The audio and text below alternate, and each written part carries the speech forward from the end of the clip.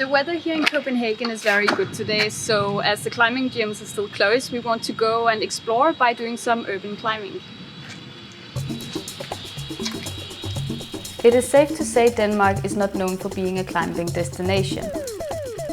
But on the other hand, the country is known for its pleasant public spaces and urban infrastructures. No rocks, but welcoming streets. This is a perfect combination for a bit of urban climbing.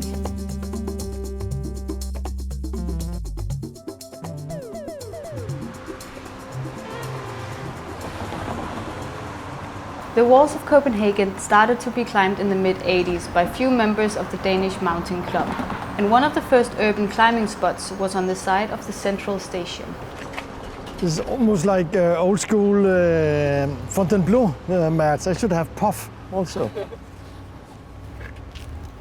I started climbing 40 years ago, more or less to the date, 1980.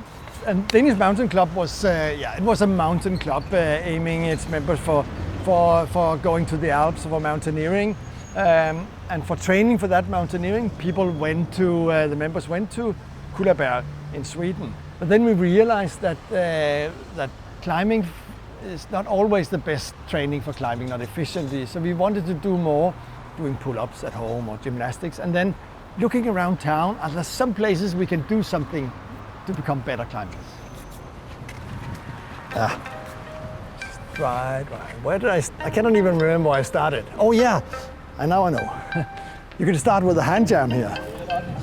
A friend of mine out in some part of Copenhagen scraped out between the bricks, the mortar, and used that for holes and had some quite long reaches, special moves on a brick wall.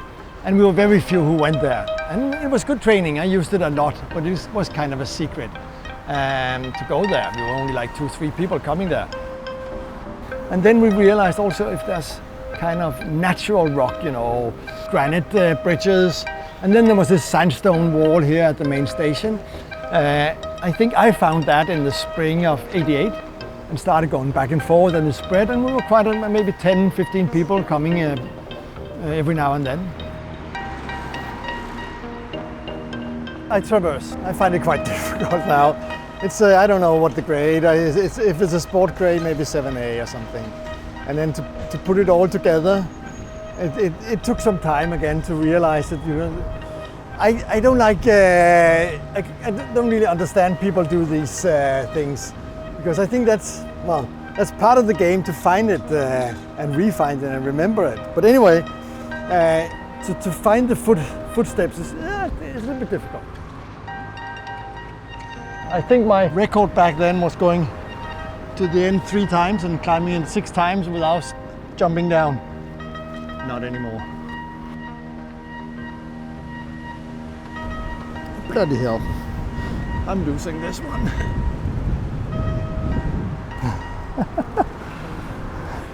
I really became strong then. Every second day going down here and going back and forth, I really was crimp strong back then. One of the good thing about this type of climbing is that it really takes the skin. I think I forgot something here. And that's good training for these granite crimps when we go to Sweden. I think most of the climbing walls, they have kind of jog or steep climbing. And granite climbing is not very steep, it's crimpy, so it's good for the skin. This move I hadn't been doing for 30 years, and immediately I remembered how to cross my hands and get down to this one. Some of the others I forgot, but this one I had immediately. And this pinch over here. Suddenly more and more bikes was parked there. I had to move the bikes when I wanted to train. There was even, bike stand, but I knew all the moves so I could climb over the bikes or over the bike stand still. And then the indoor climbing wall slowly started to appear, and then it just simply ran out of fashion. During lockdown, we started looking around. The climbing walls, of course, was closed down. The border to Sweden was closed, so we were looking around, scratching our heads. And of course, I knew some of these places. Some of the places there's a granite wall which has been used even when everything was open, because it had some qualities, midweek thing or crimps which are hard to find on a climbing wall. This wall is Kastelbroen, first climbed in 1995. With a topo describing around 30 problems, it is still regularly climbed due to its quality and its nice location close to the Little Mermaid of Copenhagen. Okay, so we've just biked here to this bridge in hope that we could do some urban climbing here, but as you can see it's under reconstruction or something, so we'll have to find somewhere else to go. Oh well. Climbing on public structures like walls, bridges or even some statues is legal in Denmark, even though it is not too popular. But during the confinement with climbing gyms being closed, the Danes had to be creative to continue climbing, and some urban cracks were discovered, like this one. We have arrived here at the train bridges at Hellerup station, and as you can see there is a lot of climbing to do. I'm standing right here with the topper, so at least we have something to begin with. But I guess we'll try to find new projects here ourselves as well. Railway bridges with granite blocks provide the best cracks of the area. While being sometimes a bit slippery due to a thick layer of graffitis, it is very possible to find some good lines. The level is quite hard on these vertical crimpy faces, very different to what you generally find indoor, and a bit of perseverance is therefore needed. There is no record of this site in Hellerup being climbed before May 2020, but thanks to the lockdown, walls that are usually passed by have turned into climbing possibilities. Quickly, a topo has been made and released with 8 boulders graded from 5 to 6C. We encountered the creator of this topo in another spot near Gentofte Lake, where he was already working on another project. My name is Rasmus. I've come here to do some bouldering during the Corona time. Usually I climb at Nørrebro Klatterklub, always bouldering, sometimes outdoor in Sweden.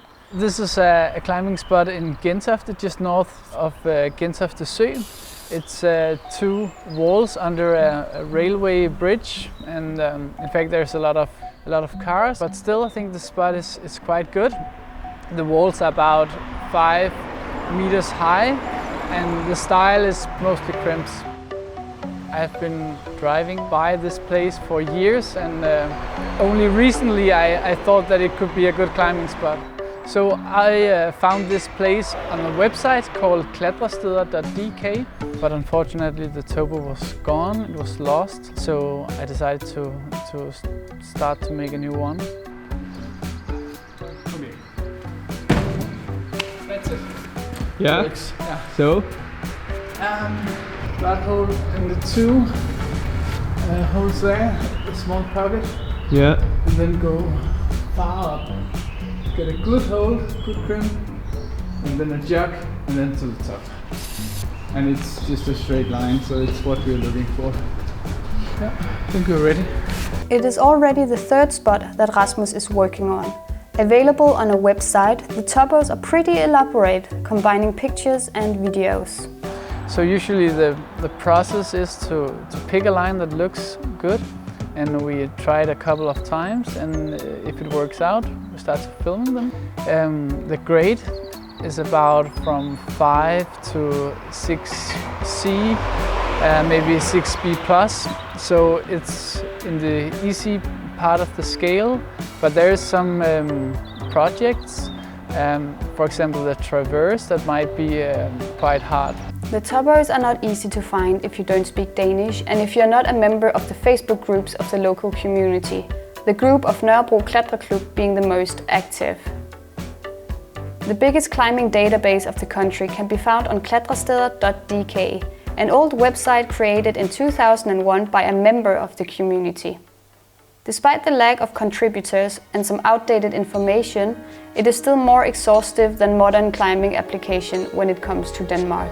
People really got their eyes open for this place when the Corona spread and all the gyms were closed. What I hope now is that more people discover the place and come and do some climbing here, because it's pretty nice. People could get together and try the same lines and see what they thought and how hard the lines would be.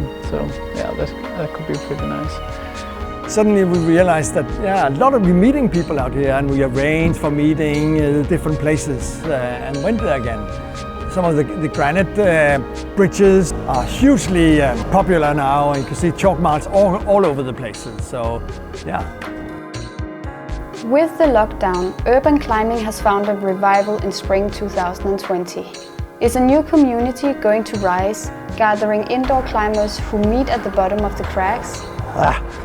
Good resting point. Will these rediscovered spots still be frequented after the reopening of the gyms? Future will tell, but we can hope. Yesterday was the end of climbers' lockdown as the gyms opened again. Today, however, we wanted to take a look at Kastelbroen. And guess what? It is open as well.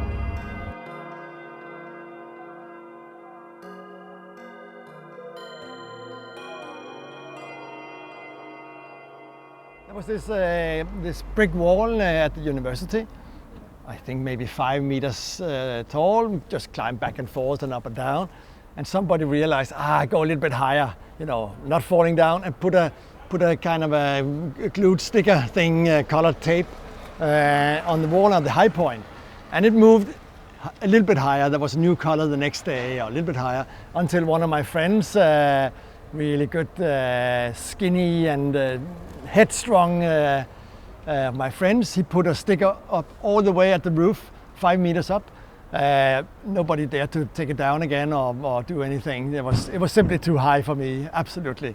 Too scared to fall down on the concrete.